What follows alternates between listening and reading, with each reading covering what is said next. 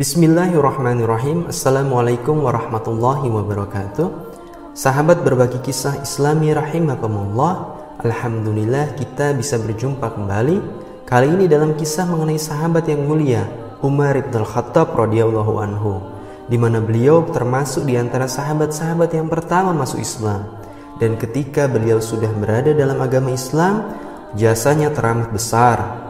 Salah satunya adalah ketika beliau menjadi khalifah pengganti Abu Bakar As-Siddiq radhiyallahu anhu.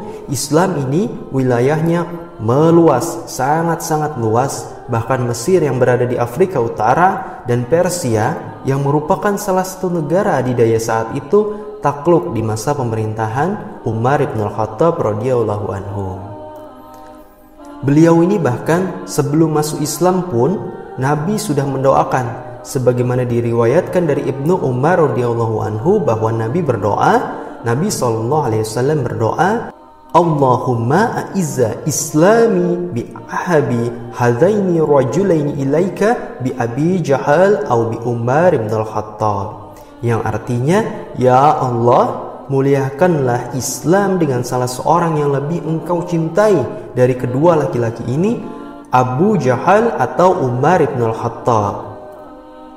Kita tahu ya bahwa Abu Jahal itu nama aslinya juga Umar, yaitu Umar bin Hisham.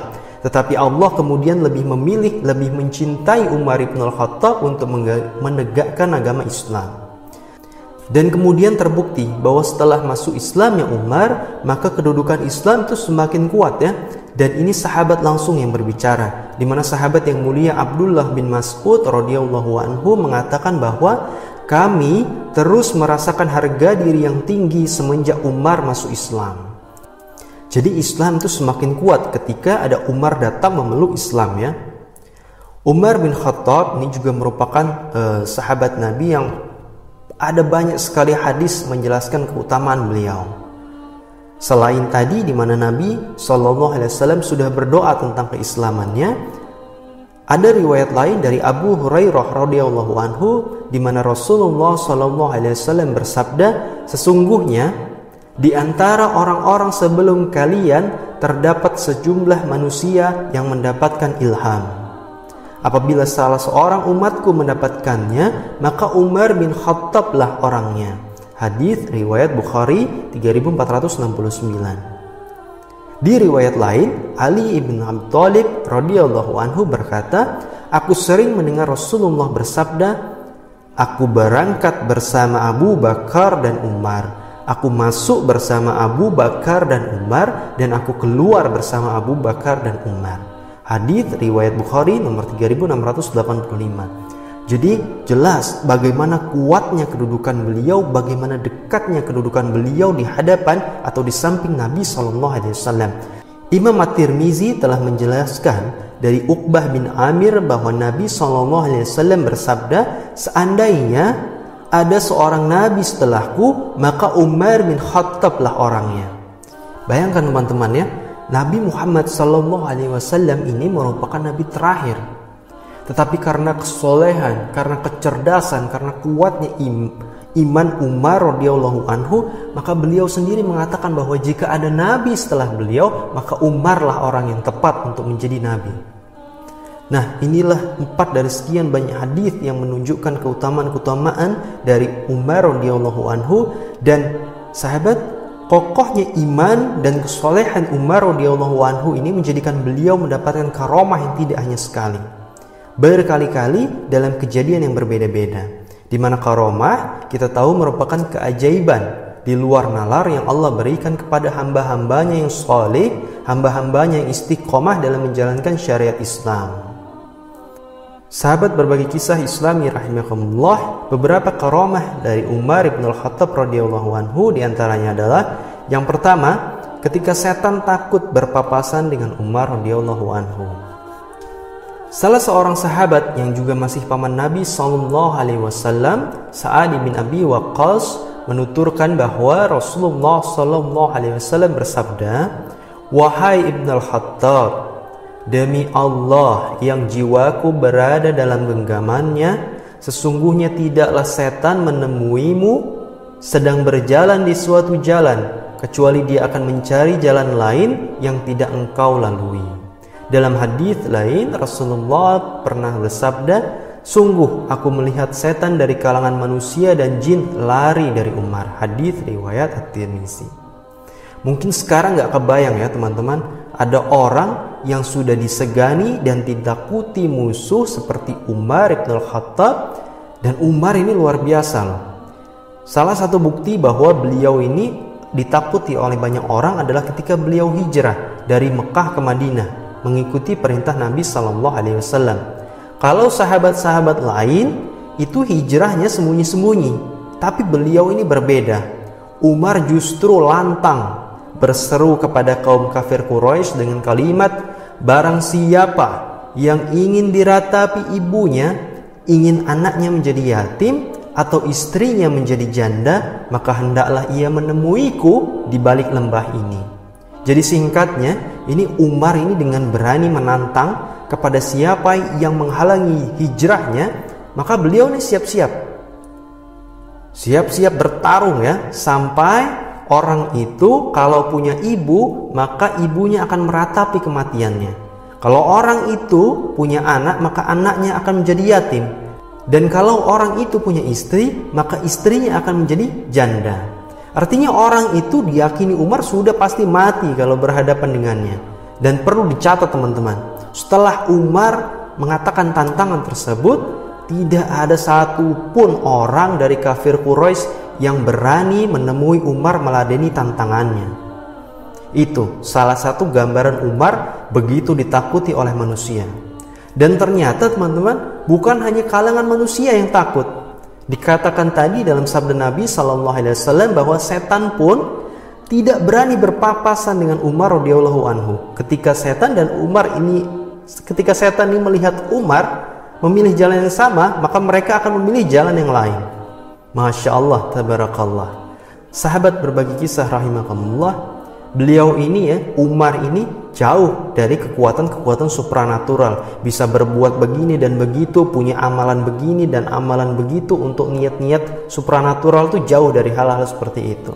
Umar ini sangat mulia, sangat suci, dan karomah ini murni karena dekat dan kuatnya iman Umar kepada Allah Subhanahu wa Ta'ala.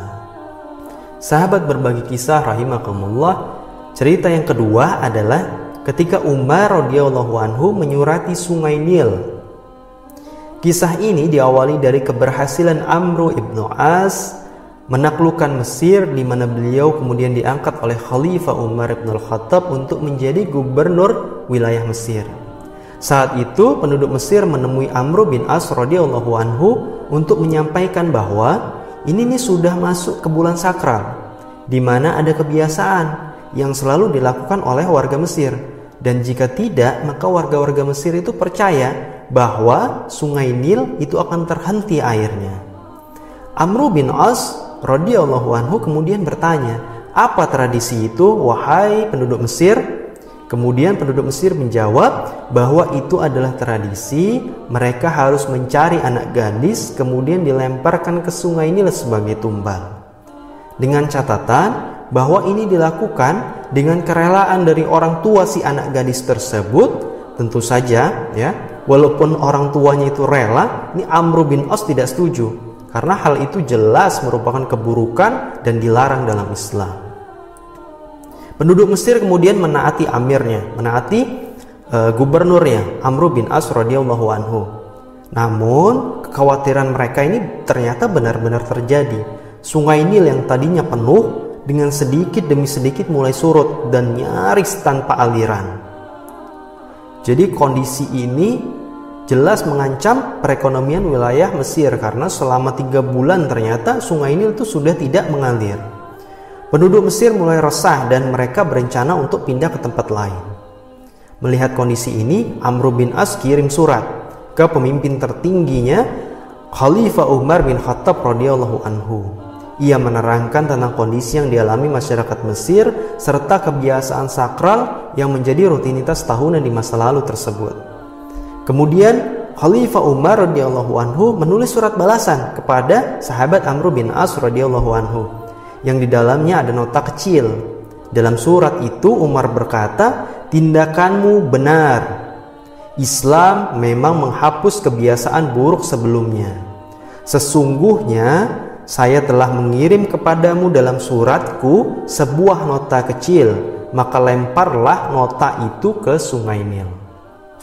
Setelah membaca surat dari Umar, Amr bin As radhiyallahu anhu kemudian membaca nota kecil tadi yang akan dilemparkan ke Sungai Nil.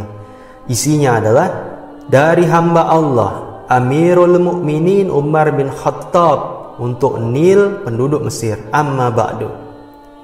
Jika engkau mengalir karena kemauanmu, maka janganlah kau mengalir. Tetapi bila engkau mengalir karena diperintah Allah, maka aku memohon kepada Allah yang Maha Esa lagi Maha Perkasa untuk menjadikanmu mengalir. Amr bin As radhiyallahu anhu kemudian nggak berpikir panjang ya. Beliau langsung saja melemparkan kertas tersebut sesuai dengan perintah Umar ke Sungai Nil yang sudah kering tadi. Sementara penduduk Mesir ini sudah bersiap-siap untuk hijrah karena Sungai Nil yang merupakan sumber kehidupan mereka tak lagi mengalirkan air. Setelah surat Umar dilempar, keesokan paginya di pagi hari tiba-tiba air Sungai Nil ini mengalir deras. Bahkan ketinggiannya dihitung mencapai 7 meter. Ini dalam waktu 1 malam loh. Masya Allah, tabarakallah. Kalau sekarang ya, kita menyaksikan sebuah surat dikirim kepada seseorang, dikirim kepada perusahaan, dikirim kepada negara lain untuk kepentingan begini dan begitu mungkin sudah biasa. Tapi yang luar biasa, Umar bin Khattab radhiyallahu anhu dengan keyakinannya, dengan kekuatan imannya kepada Allah, beliau kirimkan surat kepada sebuah sungai. Ini mungkin tidak pernah terbesit dalam benak kita ya. Dan itu memang ujian dari Allah. Apakah manusia lebih mempercayai Allah atau tipu daya syaitan yang menuruh manusia untuk melempar tumbal begini dan begitu, tumbal binatang, makanan, bahkan ini anak gadis ya. Sementara Umar jelas beliau akidahnya tuh nggak goyang sama sekali.